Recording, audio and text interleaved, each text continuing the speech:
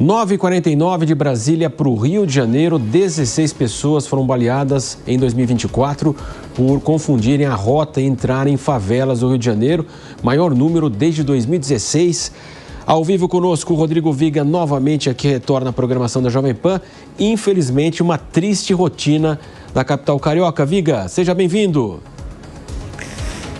Infelizmente, Marcelo. Bom dia para você, Feliz Natal antecipado, para o nosso ouvinte espectador internauta da Jovem Pan, que eu sempre digo, a gente tem a máquina à disposição, mas tem que confiar em si próprio inicialmente e primeiramente.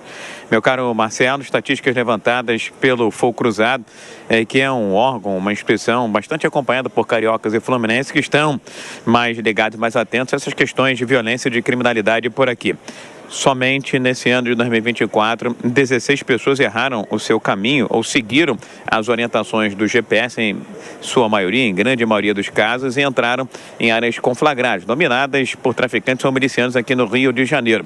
Tivemos o caso mais recente de um idoso de 68 anos de idade que entrou por engano numa comunidade em São Gonçalo, na região metropolitana. Teve aquele caso da semana passada de muita repercussão do ex-secretário de Turismo da cidade de Bariloche, lá na Argentina, Gastão Fernando, que continuou lutando pela vida contra a morte, internado em um hospital aqui no Rio de Janeiro após ser baleado ao entrar com a família, a esposa e os 2 filhos no Complexo dos Prazeres, ali em Santa Teresa. Estava pegando um carro alugado para seguir até o Cristo Redentor, uma das 7 maravilhas do mundo. Então, são números que chamam bastante atenção. Esses números de mais longo prazo, mais prolongados, mais esticados, mostram que, infelizmente, essa é uma realidade por aqui. Ao longo dos últimos 8 anos, 50 pessoas tomaram um caminho errado e entraram em áreas conflagradas. 10 morreram. Lembro que durante a Olimpíada de 2016, aqui na cidade do Rio de Janeiro, nós tivemos também homens da Força Nacional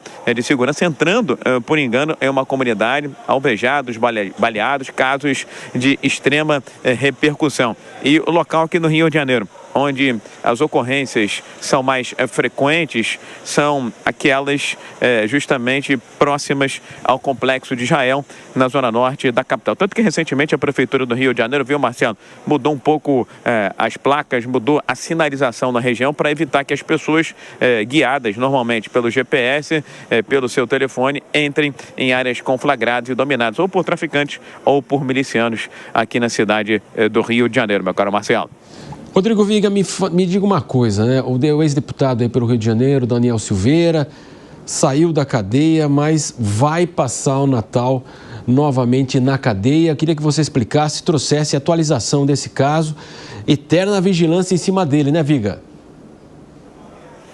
Ele estava de tornozeleira eletrônico. O alerta foi emitido ao STF pela Secretaria de Administração Penitenciária. Quando ele recebeu a condicional do STF na semana passada, Marcelo, tinha uma série de medidas que ele tinha que cumprir e muita coisa que ele não podia fazer. Inclusive, o recolhimento não podia se dar em casa, lá em Petrópolis, depois das 22 horas. Não podia frequentar boate, casa noturna, estande de tiro, não podia dar entrevista, não podia também frequentar e acessar as redes sociais. Por que ele está sendo preso? Foi preso agora de manhã e vai ser levado inicialmente para o Complexo de Bangu, na zona oeste da capital, ainda nesta terça-feira, às vésperas do Natal. Porque no primeiro dia de condicional, ele teria chegado em casa às 2h10 da manhã. E aí, segundo o ministro Alexandre de Moraes, ficou conflagrada ali uma violação às medidas cautelares impostas na condicional concedida na semana passada. Conversei agora há pouco com um dos advogados do Daniel Silveira, que me disse que foi um excesso, foi uma arbitrariedade, que o Daniel Silveira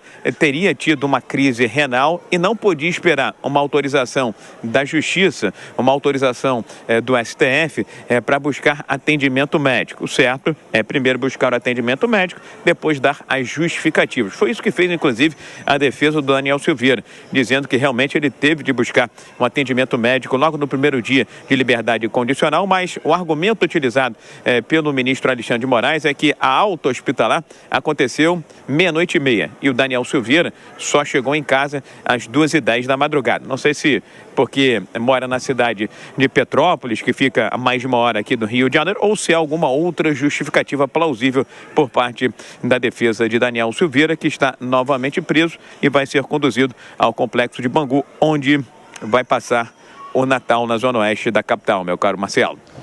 Rodrigo Viga, daqui a pouco ele retorna conosco na programação da Jovem Pan. Valeu, Viga.